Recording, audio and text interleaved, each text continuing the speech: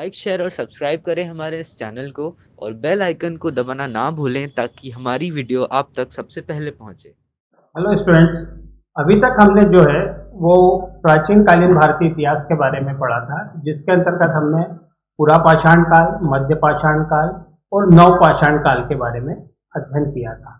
अब हम थोड़ा आगे आते हैं तो यहाँ पर हमारा जो है वो है वैदिक सिविलाइजेशन, वैदिक सभ्यता के बारे में हम जानते हैं, जिसके हमारे पास लिखित साक्ष्य उपलब्ध हैं और वस्तुएं भी, उस समय की जो सामग्री है वो भी हमको प्राप्त हुई है। तो आज का जो हमारा टॉपिक है वो वैदिक सभ्यता है।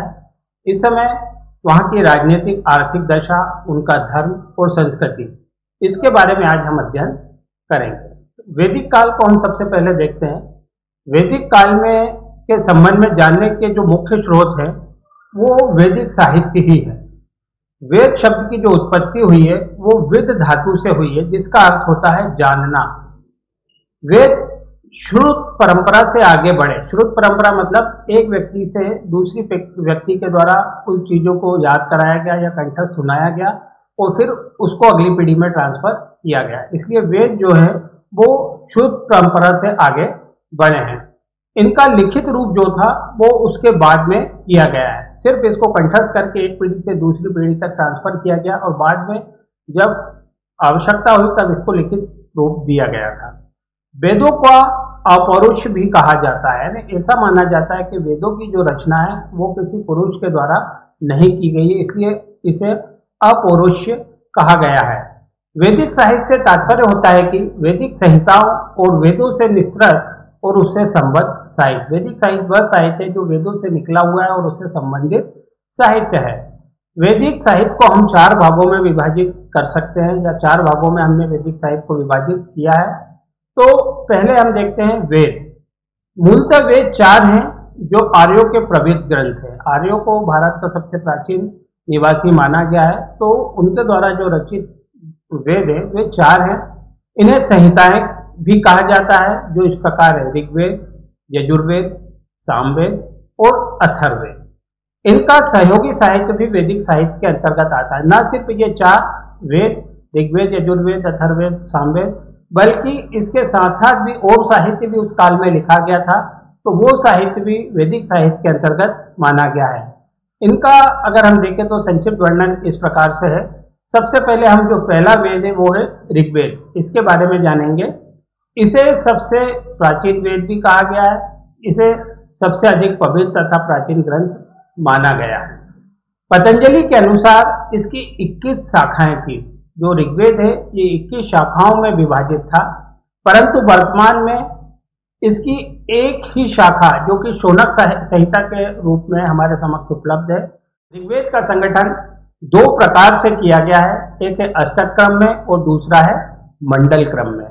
अष्टक क्रम के अनुसार ऋग्वेद को सूक्त 8 अष्टकों में विभाजित किया गया है। प्रत्येक अष्टक के अंतर्गत 8-8 अध्याय हैं। ये अध्याय 2006 वर्गों में विभक्त हैं तथा प्रत्येक वर्ग के अंतर्गत 5 मंत्र हैं। मंडल क्रम के अनुसार अगर हम देखें तो ऋग्वेद में 10 मंडल हैं। इसमें 85 अनुवादक तथा 10,589 मंत्र हैं। इसका रचना काल जो माना गया है वो 1500 ईसा पूर्व माना गया है। लगभग आज से 3500 वर्ष पूर्व वेदों की रचना की गई थी या ऋग्वेद की रचना की गई थी। इसमें आर्यों के धर्म, दार्शनिक चिंतन, सामाजिक व्यवस्था, राजनीतिक व्यवस्था और उनका धार्मिक जीवन के बारे में हमको जानकारी प्राप्त होती है। तो सबसे प्राचीन और पवित्र ग्रंथ जो है वो वैदिक साहित्य का ऋग्वेद है। फिर दूसरा है यजुर्वेद। यजुर्वेद का महत्व जो है वो यज्ञ और कर्मकांडों के लिए अधिक है। इसके अंतर्गत उस समय जो धर्म के बारे में अनुष्ठान वगैरह, यज्ञ हवन आदि किए जाते थे, उसकी जानकारी हमको यजुर्वेद में प्राप्त होती है। यजुर्वेद दो प्रकार के हैं, एक तो है शुक्ल यजुर्वेद और दूसरा है कृष्ण यजुर्वेद। शुक्ल यजुर्वेद में मंत्रों का संकलन है और इसके साथ ही कृष्ण यजुर्वेद में इनका विनियोग बताया गया है। उनको इस प्रकार से स्पष्टीकरण किया गया है। तीसरा है सामवेद। सामवेद के मंत्रों का संकलन जो है वो यज्ञों के अवसर पर मंत्रों का गान करने के लिए हुआ था। एक तरह से ये कविता के रूप में हैं। तो सामवेद जो है वो कविता के रूप में या काव्य रूप में ही है। तो सामवेद का अर्थ है संगीत। इसके दो भाग हैं, पूर्ववाचिक और उत्तरवाचिक। पूर्ववाचिक मतलब पहला और उत्तरवाचिक मतलब बाद का। संपूर्ण सामवेद में 1549 मंत्र हैं। तीसरा जो वेद था हमारा सामवेद, और चौथा है, पहला हो गया ऋग्वेद, दूसरा हो गया यजुर्वेद, तीसरा हो गया सामवेद और चौथा हो गया आपका अथर्ववेद। अथर्ववेद जो है वो सबसे अंतिम वेद है वैदिक संहिता के अंतर्गत। इसके बाद हम देखते हैं जो इसके साथ ही वैदिक साहित्य के साथ साथ जो साहित्य लिखा गया वो था ब्राह्मण ग्रंथ। चार वेदों के अलावा जो साहित्य लिखा गया उसमें सबसे पहले आते हैं ब्राह्मण ग्रंथ। ब्राह्मण साहित्य की रचना वेदों का अर्थ और स्वरूप स्पष्ट करने के लिए हुई थी। क्यों? क्योंकि जो वैदिक साहित्य लिखा गया था वो उसकी भाषा क्लिष्ट थी, कठिन थी, तो उसको आम जन तक पहुंचाने के लिए इसकी भाषा को सरल रूप में जो है ब्राह्मण ग्रंथों में लिखा गया था। यह वैदिक धर्म आदि के स्रोत माने जाते हैं। अब तक उपलब्ध ब्राह्मण ग्रंथों में प्रमुख इस प्रकार से, जो हमारे समक्ष अभी तक उपलब्ध ब्राह्मण ग्रंथ है उसमें ऐत्रेय ब्राह्मण, कौशिकी ब्राह्मण, शतपथ ब्राह्मण, तैत्तिरीय ब्राह्मण और गोपद ब्राह्मण। तो ये ब्राह्मण ग्रंथ है जो कि वैदिक साहित्य के साथ साथ ही लिखे गए थे, और इन ब्राह्मण ग्रंथों में वैदिक साहित्य को सरल रूप प्रदान किया गया ताकि आमजन उसको समझ सके। चौथा है अरण्यक। हम शब्द से ही समझते हैं, अरण्यक का अर्थ होता है वन। तो वे ग्रंथ, जिन ग्रंथों की रचना ऋषि मुनियों के द्वारा वनों में की गई थी, अरण्य में की गई थी, उन्हें अरण्यक के नाम से जाना जाता है। प्रमुख अरण्यक जो ग्रंथ है वो है ऐत्रेय अरण्यक, चांखायन अरण्यक, फिर बृहदारण्यक, तैत्तिरीय अरण्यक और मैत्रायणी अरण्यक। तो इस प्रकार से हमने ब्राह्मण ग्रंथ देखे, ब्राह्मण ग्रंथ के बाद अरण्यक देखे, फिर हम आगे देखते हैं उपनिषद। वेदों के साथ साथ ब्राह्मण ग्रंथों के पश्चात उपनिषदों की भी रचना की गई। उपनिषद वैदिक साहित्य में आध्यात्म और आत्मचिंतन को प्रतिष्ठित करने के लिए जाने जाते हैं। ये उपनिषद जो थे, इन उपनिषदों के अंतर्गत व्यक्ति का जो चिंतन है वो आध्यात्मिक चिंतन के बारे में व्याख्या की गई है।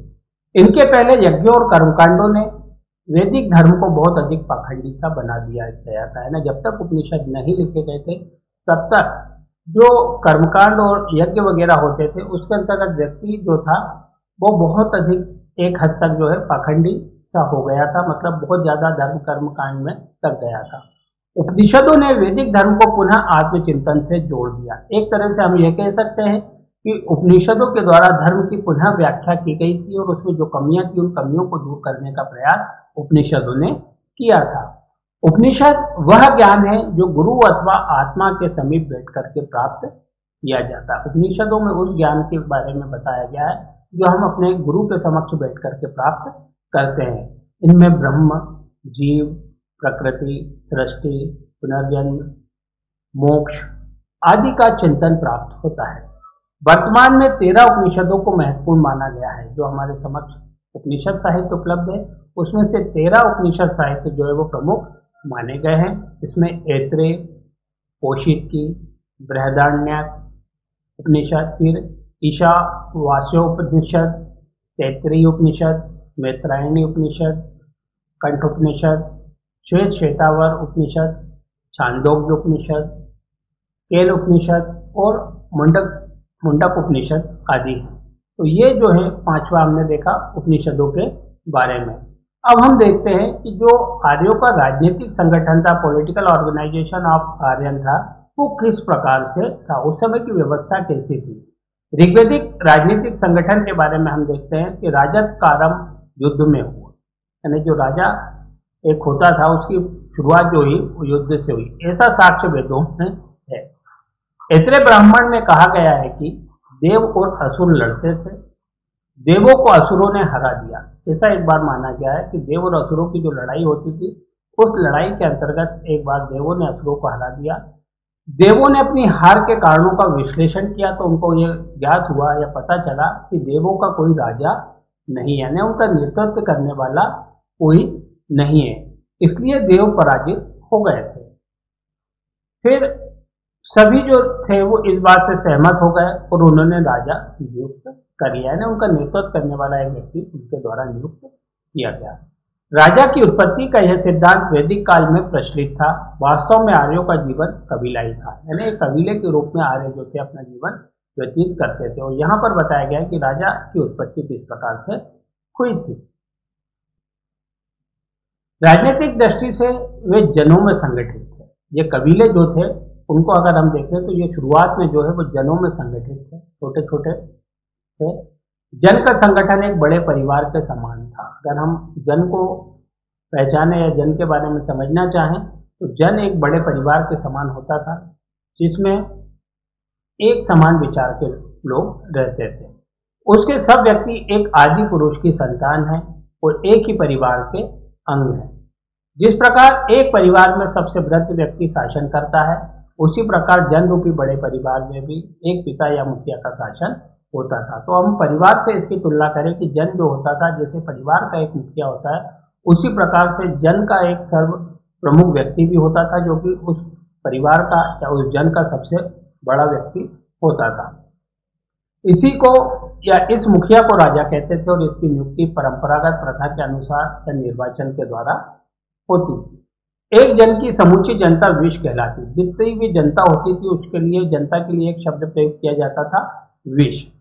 जन या विश का एक ही राजा होता था। जन और विश दोनों का राजा एक ही होता था। राजनीतिक रूप से संगठित विश राष्ट्र कहलाता था। यानी ये राजनीतिक रूप से अगर हम देखें तो ये सब किसी भी बात के ऊपर जब एकत्रित होते तो वो एक राष्ट्र के समान कार्य करते थे। प्रत्येक जन की संपूर्ण जनता राजा का वर्ण करती थी। जो भी राजा या जो मुखिया बनाया जाता था, सभी लोग उसका आदर सम्मान करते थे, सभी उसको मान्य करते थे। यह समझा जाता था कि जिसके अनुसार राजा का यह उत्तरदायित्व लेता है कि वह अपनी प्रजा की सब बाह्य और आंतरिक शत्रुओं से रक्षा करेगा। यानी राजा का यह कर्तव्य होता था कि वो अपनी संपूर्ण प्रजा की बाह्य और आंतरिक शक्तियों से या शत्रुओं से उनकी रक्षा करेगा। अब सबसे प्रमुख था राजनीतिक संगठन के अंतर्गत कि राजा की नियुक्ति कैसे होती थी या राजा का चुनाव कैसे होता था। वैदिक काल में राजा को दैवीय अधिकार नहीं दिए गए थे। ये सब बाद में हुआ कि राजा को ईश्वर का अवतार माना गया था, और वैदिक काल के अंतर्गत राजा को ईश्वरीय अधिकार या देवी अधिकार नहीं थे। वह स्पष्टतः प्रजा द्वारा वर्ण किया गया माना गया है। उसका जो चुनाव किया जाता था वो प्रजा या जनता के द्वारा किया जाता था तथा उसका कार्य शासन चलाना मात्र था। सिर्फ वो एक व्यवस्था थी, उस व्यवस्था का संचालन या उस व्यवस्था का नेतृत्व राजा के द्वारा किया जाता था। वर्ण करने का कार्य विश्व के जिन प्रमुख व्यक्तियों के सुपुर्द था उन्हें राजकृत कहते थे। अब राजा की सहायता करने के लिए वे कुछ लोग नियुक्त किए जाते थे जिनको कि राजकृत के नाम से जाना जाता था। ये राजकृत स्वयं भी राजा कहलाते थे। एक तरह से हम कह सकते हैं इनको कि ये एक उप राजा के समान होते थे, और राजा के पद पर चुना गया व्यक्ति इन राजन या राजकृत का मुखिया मात्र माना जाता था। तो ये जो राजा होता था वो राजकृत लोगों का मुखिया होता था। इन राजकृत लोगों के बारे में स्पष्ट जानकारी नहीं मिलती, परंतु ब्राह्मण ग्रंथों में रत्नियों का उल्लेख आता है जो राज्याभिषेक के समय राजा से हवि ग्रहण करते थे। उनके अलावा पुरोहित, सेनापति, ग्रामीणी और अन्य कर्मचारी भी थे जो राजा नोराजकृत के अंतर्गत आते थे। यानी जो राजा के सम्मुख रहने वाले व्यक्ति होते थे वो सभी इसमें आते थे। सूत्र, ग्रामीणी, रथकार आदि भी राजा के अभिषेक के समय उपस्थित होते थे। जो प्रमुख व्यक्ति होते थे वो राजा के राज्याभिषेक के समय उपस्थित होते थे। भविष्य में मणि या रत्न देने वाले राजकृत रनी कहे गए। बाद में जब ये परंपरा आगे बढ़ी तो जो रत्न देने वाले व्यक्ति थे या मणि रत्न वगैरह का व्यापार करते थे, ऐसे व्यक्तियों को राजकृत या रनी कहा गया। राजा सर्वप्रथम प्रजा के प्रतिनिधित्व स्वरूप इन रत्नियों की पूजा राजसूय यज्ञ करवाकर करता था। राजा जो होता था वो एक राजसूय यज्ञ करता था और राजसूय यज्ञ के अंतर्गत वो इन रत्नियों का पूजन करता था। राजा के अभिषेक के लिए पवित्र जलों का संग्रह किया जाता था। जो पवित्र नदियां होती थी उन पवित्र नदियों के जल को एकत्रित किया जाता था, जैसे गंगा, सरस्वती आदि निर्दिष्ट नदियों के अतिरिक्त जहाँ का वो राजा होता था उस भूमि के एक शुद्ध जल का जलाशय का जो है जल लेने से वह संपूर्ण संग्रह पूर्ण होता था। तो प्रमुख नदियों का जल और जिस क्षेत्र का वो राजा होता था उसकी प्रमुख नदी का जलाशय का या नदी का जल लेकर के और उसका राजसूय किया जाता था। इस संग्रहित जल से राज्याभिषेक होता था। उसके बाद राजा प्रतिज्ञा करता था कि यदि वे प्रजा का द्रोह करूं तो अपने जीवन सुकृति संतान सबसे वंचित किया जाऊं। यानी उसको ये भी प्रण लेना पड़ता था कि अगर वो अपने राजकीय कार्य में या अपने नेतृत्व में किसी प्रकार की कमी रखता है तो उसको एक प्रकार से जो भी यश या जो भी कीर्ति उसके समक्ष है वो उसकी सब समाप्त हो जाए। राजा की पीठ पर दंड से हल्की चोट की जाती थी। ये एक तरह का एक संकेत होता था कि राजा जो है वो न्याय से बड़ा नहीं है, इसलिए उसको दंड से चोट दी जाती थी। इसका यह था कि राजा दंड के ऊपर नहीं है। इस तरह राजा के ऊपर एक उत्तरदायित्व डाला जाता था, यानी उसको प्रभार दिया जाता था जिसकी वो जब प्रजा का नेतृत्व कर रहा है तो वो प्रजा के लिए हर प्रकार का न्याय उचित करेगा और अगर कहीं पर उससे गलती होती है तो उसके लिए भी दंड का प्रावधान है। अब राजा की सहायता के लिए उसके सहयोगी थे। राजा अपने सारे कार्य जो अकेले करता हो ऐसी बात नहीं थी। उसकी सहायता के लिए पुरोहित, सेनानी, ग्रामीण आदि होते थे तथा विदश, सभा, समिति द्वारा राजा पर नियंत्रण भी रखा जाता। कुछ संस्थाएं थी जिन संस्थाओं के द्वारा राजा के कार्यों के ऊपर नियंत्रण भी रखा जाता था, जिनमें एक विदश होती थी, सभा होती थी, समिति होती थी। उसकी सहायता के लिए गुप्तचर भी होते थे। फिर वह राजदूत भी नियुक्त करता था। वंशानुगत राज्याधिकार तभी वैध समझा जाता था जब प्रजा उसका समर्थन करती, यानी राजा का लड़का ही राजा होगा ये तभी संभव था जब प्रजा उसको स्वीकार करे। अगर बिना प्रजा की अनुमति के कोई भी राजा का पुत्र राजा नहीं बन सकता। अगर वो योग्य होता था तो जनता उसका वरण करती थी। इस अवधि में पुरोहितों का सम्मान बढ़ने लगा और भविष्य में इसी वर्ग से राजमंत्री पद का विकास हुआ। जो राजा की सहायता के लिए मंत्री थे वो सब पुरोहित वर्ग से ही आते थे। पुरोहित राजा के राजनीतिक विषयों पर परामर्श देते थे और उसकी विजय कुशलता दीर्घायु के लिए प्रार्थना भी करते थे। वे पुरोहितों के अलावा राज्य मंत्री, मुख्य सलाहकार, पथ प्रदर्शक और योद्धा का कार्य करते। यानी ये जो पुरोहित होते थे न सिर्फ राजा को सहायता करते थे, उसका परामर्श देते थे, बल्कि युद्ध के मैदान में भी वो उनके साथ होते थे। पुरोहित के बाद सेनानी का स्थान आता था। ये सेना का प्रधान होते थे और युद्ध में सेना का संचालन जो सेनापति या सेनानी के द्वारा ही किया जाता था। इसके पश्चात राजा के सहायता के लिए एक समिति होती थी। राजा जो होता था वो पूर्णतः स्वच्छंद नहीं था, यानी उसके ऊपर नियंत्रण रखने के लिए कुछ व्यवस्थाएं की गई थी। उसमें से एक व्यवस्था थी समिति।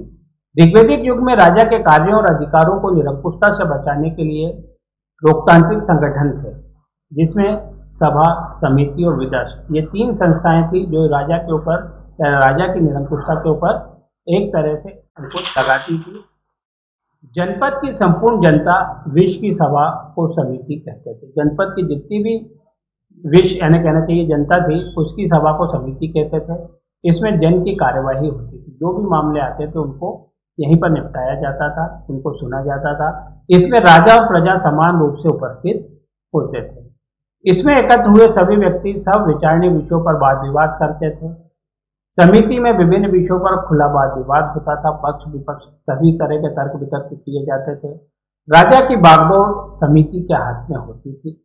उसकी नाराजगी राजा की विपत्ति समझी जाती थी। अगर समिति राजा की किसी बात से नाराज है तो समझ लीजिए कि राजा को उनकी बात को मानना पड़ता था। राजा अपनी मनमर्जी से कोई भी कार्य नहीं कर सकता था।